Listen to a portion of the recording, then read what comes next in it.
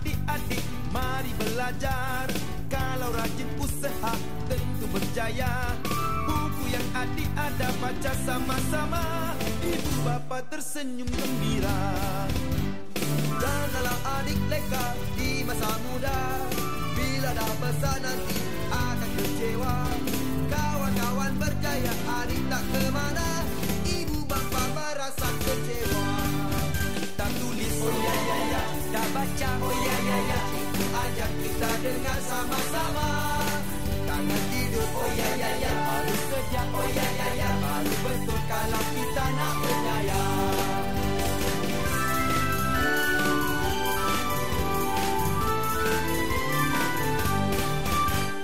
Ada masa gembira tapi jangan lupa, lagi bawa dunia lakukan segera.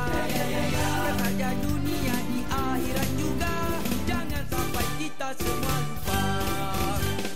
Ingatlah kawan-kawan semua bersana, jadikanlah panduan juga tauladan.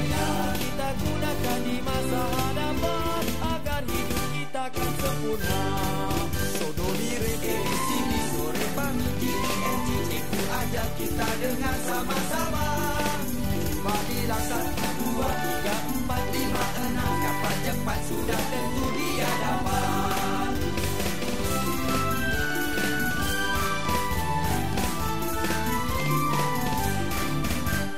Ingatlah kawan-kawan semua pesanan, jadikanlah panduan juga tauladan, untuk kita gunakan di masa hadapan, agar hidup kita akan sempurna.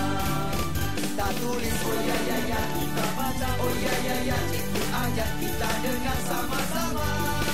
Ibu bapa pasti akan rasa gembira jikalau kita semua berjaya. Ibu bapa pasti akan rasa gembira jikalau kita semua berjaya.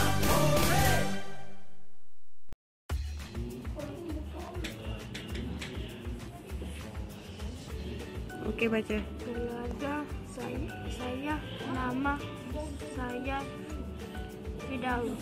Umur saya 9 tahun. Ibu saya seorang guru. Dia mengajar di Sekolah Kebahasaan Taman dan Indah.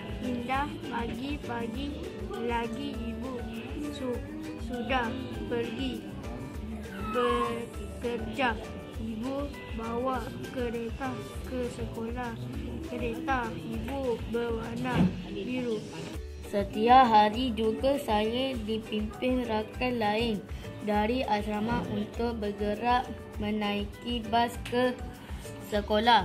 Saya memberanikan diri melangkah ke depan dan mencuba apa sahaja yang ada dan di sekeliling atau terongkar kehidupan, katanya ketika ditemui selepas majlis anugerah pelajar terbaik SPM 2022 di Majlis Peperiksaan Malaysia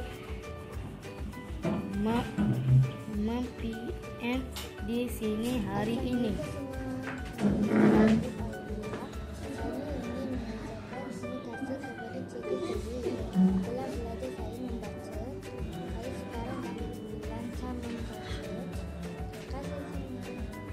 Semua, nama saya Syahidi Danish bin Sulaiman Nakarisma. Saya nak ucap terima kasih kepada cikgu dan cikgu Hidayah mengajar saya sampai pada membaca. Bye. Assalamualaikum semua. Nama saya Muhammad Adawatini bin Abdullah. Umur saya 12 tahun. Saya kelas dari 6 Karisma. Saya mengucapkan terima kasih kepada